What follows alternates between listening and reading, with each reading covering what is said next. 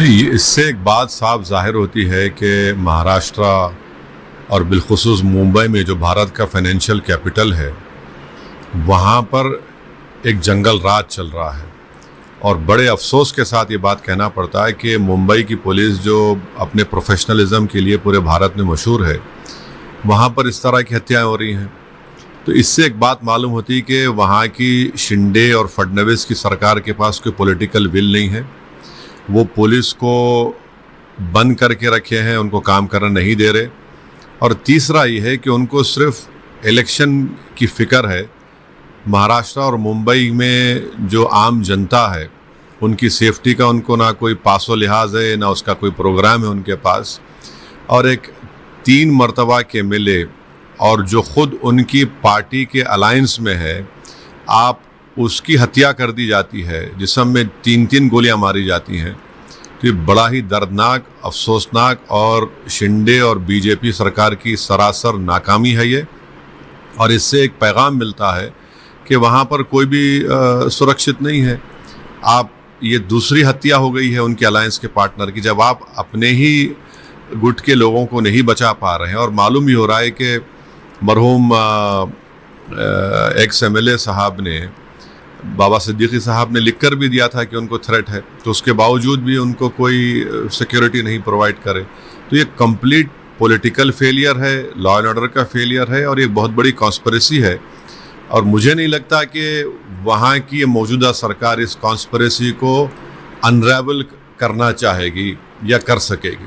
Sir, चुनाव होने हैं सूबे में, क्या उसके ताल्लुक से आपको कुछ दिख रहा है कि नहीं? इसको एक आदमी की तो जान चले गई, एक उनकी दोनों औलादें, उनका बाप, उनका बेटा और उनकी बेटी अपने वालिद से महरूम हो चुके हैं, वो यतीम हो गए हैं।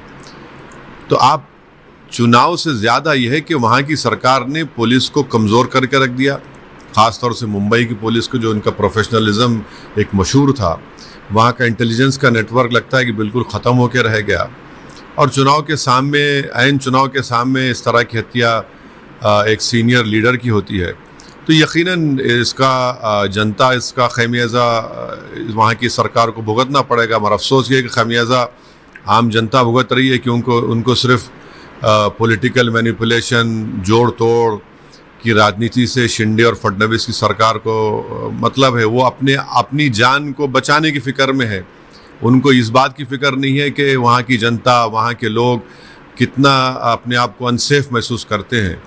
तो यकीनन ये जनता, महाराष्ट्र की जनता, इनको सबक सिखाएगी, क्योंकि इस तरह दिन कोई गाड़ी के करीब आकर 3-3 गोलियां चला देता है बाबा सिद्दीकी के ऊपर।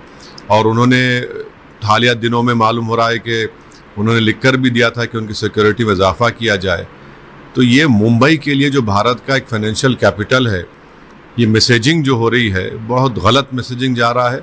और इसकी पूरी जिम्मेदारी मेरी नज़र में वहाँ की सरकार पर आयद होती है। और यकीनन ये आने वाले चुनाव में लॉ एंड ऑर्डर का मसला और इनका सेलेक्टिव क़ानून का इस्तेमाल, या फिर आंखें बंद कर लेना उन लोगों के ख़िलाफ़ जो क़ानून अपने हाथ में लेते हैं, जो गाली देते हैं, जो हिंसा की बात करते हैं, जो धर्म संसद करके गा लेते हैं। कोई सरकार कोई काम ही नहीं कर रही, सिर्फ अपनी चमड़ी बचाने के लिए काम कर रहे हैं। तो यही हालात पैदा होने वाले हैं महाराष्ट्र में, और इसका खमियाजा भुगतना पड़ेगा विधानसभा के चुनाव में।